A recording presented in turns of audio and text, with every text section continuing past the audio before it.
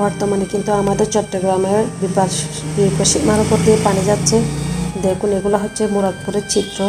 বর্তমানে রাউজান, রাঙ্গুনিয়া, তারপর ফটিকছড়ি, বোয়ালখালী কিন্তু অনেক ভয়াবহ অবস্থা চলতেছে। অনেকের ঘরে পানি ঢুকে গেছে।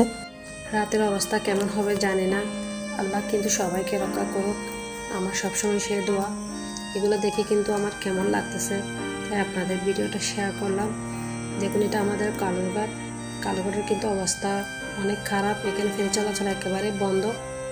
কী অবস্থা, কীভাবে পানি আসতেছে দেখুন।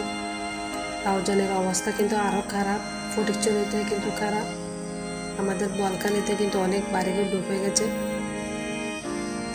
দেখুন, সবাই কিন্তু আল্লাহকে ডাকুন।